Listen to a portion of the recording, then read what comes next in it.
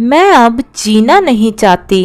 एक पत्नी की दुख भरी कहानी। उसे जीना नहीं था, वो खुद को खत्म कर देना चाहती थी। उसके दिमाग में हमेशा यही विचार आ रहा था। उसने डिसीजन ले लिया था, सिर्फ अंत कैसे करे इसके बारे में सोच रही थी। चारों ओर अंधेरा ही था। अपने ही सोच में मग्न सीमा नीचे बैठकर बहुत वक्त तक ऐसे ही बैठे फर्श की तरह एकटक देख रही थी। पति के धोखेबाजी से सीमा अंदर से ही टूट गई थी। उसके बोले हुए शब्द सीमा के दिल में घाव कर गए थे। इस बार पंकज ने तो हद पार कर दी थी। अब और जीने का कोई अर्थ नहीं बचा था। अब खुद को खत्म कर दूं, इसके सिवाय दूसरा विचार उसके मन में नहीं आ रहा था। दोनों बच्चे गहरी नींद में थे। एक नजर उनकी तरफ देखा, उनके सिर पर प्यार से हाथ फेरा। आंखों में आंसुओं की धारा बहने लगी थी। उसने मन में दृढ़ निश्चय कर लिया था। रात के 2 बजे थे। हर तरफ बहुत सन्नाटा था। वह धीरे से उठी और दूसरे रूम में गई। गले में फांसी का फंदा डालने ही वाली थी कि तभी कुछ गिरने की आवाज आई। सीमा का 2 साल का बेटा जोर जोर से रोने लगा। उसी क्षण सीमा के 6 साल की बेटी चिल्लाने लगी, मम्मी छोटू बेड के ऊपर से नीचे गिर गया है, तुम कहाँ हो? देखो ना छोटू कितना रो रहा है। सीमा भागकर दूसरे रूम में आई और अपने बेटे को उठाकर अपनी गोद में लिया और अपने सीने से लगा लिया। बेटी रोते हुए बोली, मम्मी तुम कहाँ चली गई थी? मुझे बहुत डर लग रहा था। तुम हम दोनों को छोड़कर कहीं मत जाओ, मुझे अकेले में बहुत डर लगता है। सीमा अपने दोनों बच्चों को पास में लेकर जोर से गले से लगा लिया और रोने लगी। दोनों बच्चे उसके सीने से लिपटकर सो गए। रोते रोते सीमा को कब नींद आ गई उसे पता ही नहीं चला। काम वाली बाई गंगू की आवाज से सीमा की नींद टूटी। अरे मैडम, आपने बाहर का गेट खुला क्यों छोड़ दिया था? अरे मैडम, क्या हुआ? अभी तक आप सोई हुई हो? तबीयत तो ठीक है ना? वो खुद को संभालते हुए बोली, हाँ थोड़ी तबीयत ठीक नहीं है। घड़ी में वक्त देखती है तो 8:30 बजे थे। आज तुम्हें आने में इतनी देर क्यों हो गई? मैडम, चौथी गली में मेहता जी रहते हैं ना, उनकी बहू ने फांसी लगाकर आत्महत्या कर ली। 2 बच्चे हैं उनकी एक 10 साल की बेटी और 6 साल का बेटा है। ये सुनकर सीमा के कलेजे को धक्का लगा। अपनी साड़ी ठीक करके उसने पूछा, कब हुआ? गंगू ने बोला, रात को हुआ मैडम। मैंने ऐसा सुना है कि उसके पति की दूसरी औरत से संबंध थे। कमबख्त अभी तक नहीं आया। अचानक सीमा गुस्से से बोली, अच्छा किया वह आया नहीं, उससे क्या फर्क पड़ता है? अब वह थोड़ी न देखने आने वाली है। ये सुनकर गंगू सीमा के कान के पास आई और धीरे से बोली, मैडम मैं अनपढ़ गवार हूँ और घर घर में जाकर झाड़ू पोछा करके मेरा पेट भरती हूँ और आप पढ़े लिखे हुए लोग हो। भले ही मैं आपसे उम्र में बड़ी हूँ, जीवन का अनुभव आपसे थोड़ा ज्यादा है। आजकल साहब और आपके बीच जो चल रहा है वह ठीक नहीं है।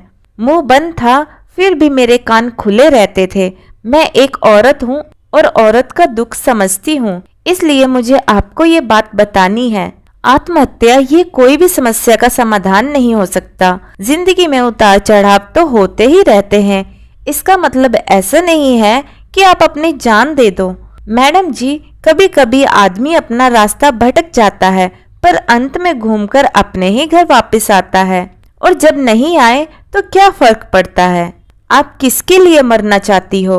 जो आपको प्यार नहीं करता, जिसको आपकी थोड़ी सी भी परवाह नहीं है, उसके लिए आप जी नहीं सकती। जो आपसे प्यार करते हैं, जिसको आपकी कद्र हो, जैसे कि आपके माता पिता जो आपसे बहुत प्यार करते हैं, आपके बच्चे जिनको आपकी जरूरत है। गंगू का बोलना सुनकर सीमा की आंखों में आंसू की धारा बहने लगी। सीमा गंगू को गले से लगाकर रोने लगी। गंगू सीमा के पीठ पर हाथ फेरते हुए सोफे पर बैठाती है और बोलती है, बुरा ना मानो तो एक बात बोलूं मैडम, खाली दिमाग शैतान का घर होता है। आप घर में बैठकर फालतू की बातें सोचते हो। मैं आपके घर में काम करने के बाद में 9 से 3 इस वक्त स्कूल में झाड़ू लगाने जाती हूँ। वहाँ की प्रिंसिपल मैडम बहुत अच्छी है। आप तो पढ़े हुए हो, अगर आप बोलती हो तो मैं आपके लिए टीचर का काम करने का पूछूं क्या? आपका वक्त भी निकल जाएगा और मन भी लग जाएगा। इस पर सीमा चुप बैठी थी। कोई भी जवाब न मिलने पर गंगू बोली, मैं आपके लिए चाय लेकर आती हूँ। और गंगू काम करने लग जाती है। काम निपटाकर बोलती है, मैडम मैं जाती हूँ। उतने में सीमा उससे बोलती है, रुको गंगू, तुम स्कूल में मेरे लिए पूछना, यदि संभव हो तो प्रिंसिपल मैडम का नंबर मुझे ला कर दो। गंगू के चेहरे पर खुशी का भाव दिखा। गंगू सीमा के पास जाकर बैठी और धीरे से बोली, मैडम मैंने दूसरे रूम में बेड पर स्टूल रखा हुआ देखा था। ऐसा आप कभी मत करना, ये आपका घर है। इसे बचाने के लिए आपसे जो हो सके वह कीजिए। बिना लड़े आपने हार मान ली। गंगू सीमा के हाथ अपने हाथ में लेकर बोली, मैडम एक फिल्म में एक हीरो ने एक डायलॉग बोला था, लड़ाई लड़कर जीती जाती है, मरकर नहीं, क्योंकि मुर्दे कभी लड़ा नहीं करते। गंगू हाथ नचाते हुए ऐसे बोलने लगी। ये देखकर सीमा को बहुत हंसना आया। गंगू का बोलना सुनकर सीमा का मन हल्का हो गया और उसे एक नई आशा की किरण भी दिखी। वह अलमारी में से अपने सर्टिफिकेट निकालने लगी। दोस्तों, पति पत्नी का रिश्ता ये बहुत स्नेही होता है। भगवान से यही दुआ करती हूँ कि कोई भी पति पत्नी के जीवन में ऐसा मोड़ नहीं आना चाहिए। अगर आया भी तो आत्महत्या उसका इलाज नहीं है। जीवन में कोई भी समस्या का आत्महत्या ये समाधान नहीं हो सकता। दोस्तों, आशा है कि आपको हमारी आज की ये कहानी बहुत पसंद आई होगी और आपने आज की कहानी से बहुत कुछ सीखा होगा। तो दोस्तों, आपको हमारी आज की यह कहानी कैसी लगी कमेंट करके जरूर बताइएगा। कहानी पसंद आई हो तो वीडियो को लाइक शेयर करें और चैनल हिंदी स्टोरीज डियर को सब्सक्राइब करना ना भूलें। वीडियो को पूरा देखने के लिए बहुत बहुत धन्यवाद दोस्तों। और हाँ दोस्तों, अगर आपके पास भी इसी तरह की कोई कहानी है तो आप हमारे साथ साझा कर सकते हैं। तो मिलते हैं अगली कहानी में, तब तक के लिए जय श्री कृष्णा।